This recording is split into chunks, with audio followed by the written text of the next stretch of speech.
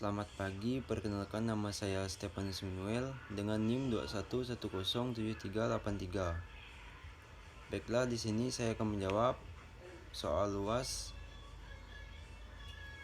perekonomian Indonesia. Yang pertama, kenapa perlu dilakukan otonomi daerah di Indonesia? Jelaskan. Otonomi daerah bertujuan untuk mengembangkan daerah serta isi di dalam daerah dan mewujudkan pemerataan daerah. Dengan adanya penerapan otonomi daerah diharapkan juga dapat memperbaiki kesejahteraan masyarakat di daerah. Yang kedua, apa yang dimaksud dengan penerimaan negara dan pengeluaran negara? Jelaskan. Penerimaan negara adalah uang yang masuk ke kas negara. Pengeluaran negara adalah uang yang keluar dari kas negara.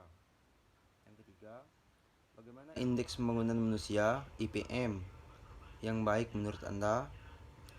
Menurut saya, IPM yang baik meliputi tiga hal utama, yaitu indikator kesehatan, tingkat pendidikan, dan indikator ekonomi. Pengukuran ini menggunakan 3 dimensi dasar, yaitu lamanya hidup, pengetahuan, dan standar hidup yang layak. Ketiga, unsur tersebut tidak berdiri sendiri, melainkan saling mempengaruhi satu dengan yang lainnya.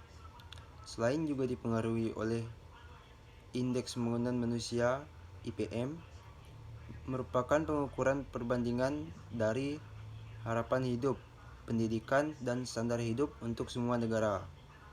IPM digunakan sebagai indikator untuk menilai aspek kualitas dari pembangunan dan mengklasifikasikan apakah sebuah negara termasuk negara maju, negara berkembang, atau negara terbelakang, dan juga untuk mengukur pengaruh dari kebijakan ekonomi terhadap kualitas hidup. Yang keempat, bagaimana kebijakan moneter Anda apabila terjadi inflasi di Indonesia? Anggapan bahwa Anda pemangku kebijakan. Kebijakan moneter yang saya pilih ialah kebijakan moneter kontraktif, suatu kebijakan dalam rangka mengurangi yang beredar. Kebijakan ini dilakukan pada saat perekonomian Indonesia mengalami inflasi. Tujuan utama dari kebijakan ini adalah menurunkan sifat inflasi. Tujuan kebijakan moneter kontraktif adalah mengurangi jumlah uang beredar dalam perekonomian.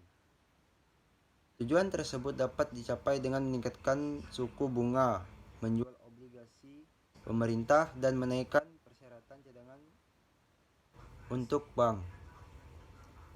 Terus yang kelima, bagaimana tanggapan Anda perekonomian Indonesia dalam era globalisasi saat ini? Menurut saya, kondisi perekonomian terkini sudah semakin membaik seiring terkendalinya pandemi COVID-19 di Indonesia. Hal tersebut dapat dilihat dari kondisi kasus harian COVID-19 yang terus menurun. Sekian jawaban saya, terima kasih.